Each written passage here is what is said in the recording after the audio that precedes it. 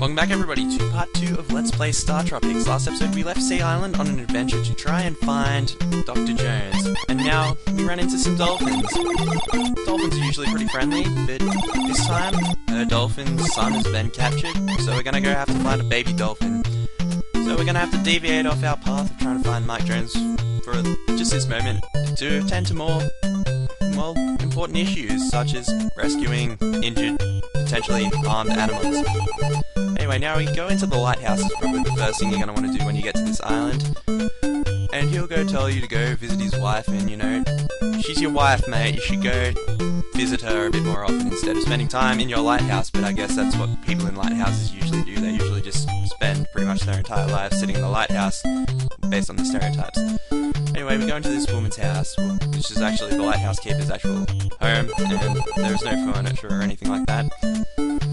And it's very rare that you get visitors. Also, if you notice beforehand that you can go through those walls in the passageways, and you can use them to get through. And I got stuck on this particular part of the game for some time because I had no idea how that worked. Just keep that in mind when you're actually traversing through the ocean with a submarine, and not to make the same stupid errors that I did in my first attempt to play this game. Anyway, you go through this little secret passage, which, you know, that's another thing that could catch you off guard. It'd be the last thing you'd expect to do, really, to go through a whole bunch of rocks. It's just like, how the hell do I get through there?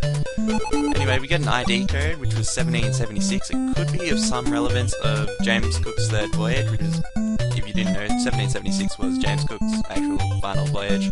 I think he died on that voyage of scurvy, if I'm not mistaken. Anyway, we put the give the ID code to Rob, and we can go in our little submersible system, and we can now submerge under the water. Which is another good thing, because we can get through these caves and navigate our way through this island, which is a bit of a labyrinth-like island, if you ask me. There's a whole bunch of mazes and roadblocks along the way, but I guess it's the game's way of introducing yourselves to the little puzzles that these games have, and I guess gradually increasing the actual difficulty of those puzzles. Now, as you can see, as we went through this secret passage, we got a big heart, and we are now at 6 hearts. Now, you're probably wondering why I didn't go to 4 hearts when I beat that snake boss in the last episode. Reason being, StarTropics' heart system, while I did say it was pretty much the same thing, there are a few slight differences, such as you don't get a big heart or a heart container when you defeat a boss.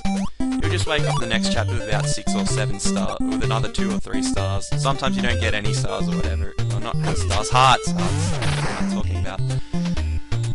And as you can know, as you can tell, we just got the baseball bat.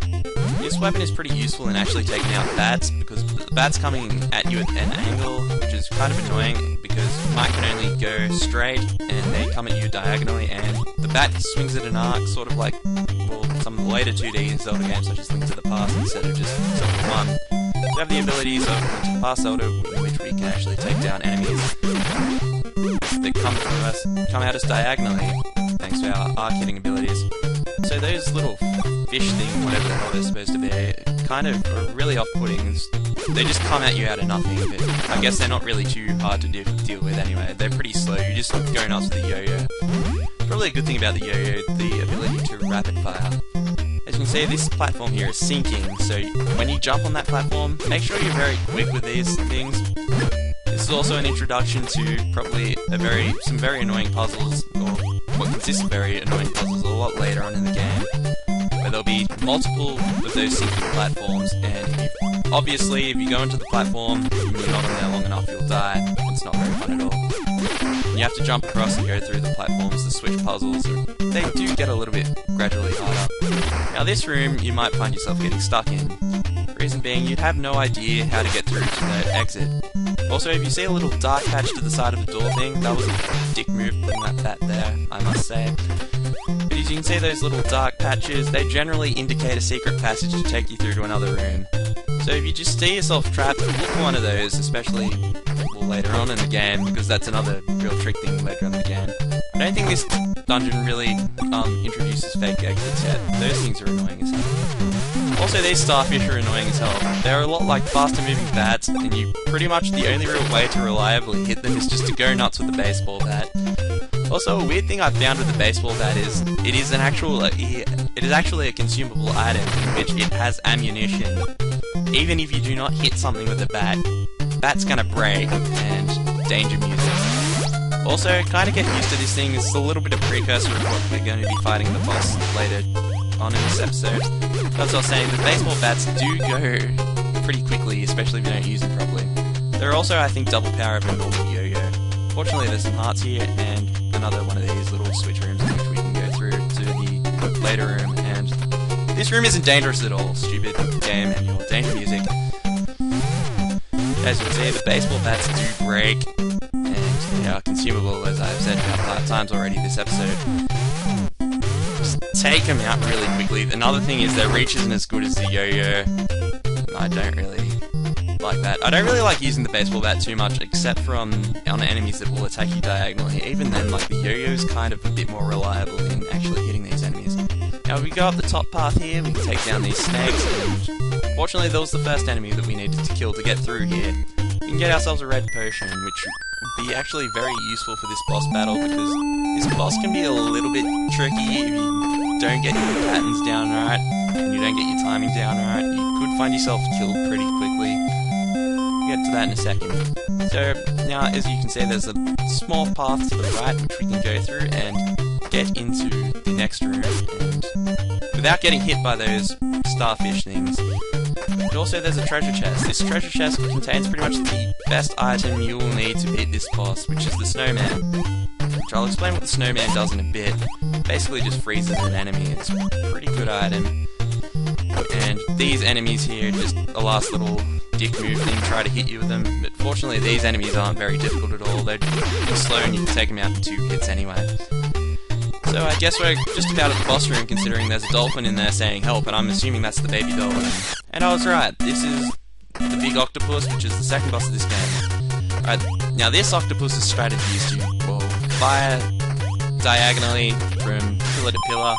And what you're going to want to do is when it comes at you, and if you get the timing right, generally I wouldn't bother unless you can get the timing perfectly right, if you can get it within 1 square of where you were jumping with. Otherwise, don't bother using the snowman, but what you do is when the octopus thing comes near you, just use that snowman, freeze it, and then go nuts with the yo-yo or baseball bat or what have you. This can also be difficult if you don't get your timing right, as I said earlier, because these things can come at you, and you just jump when they come at you, and you'll be pretty much right.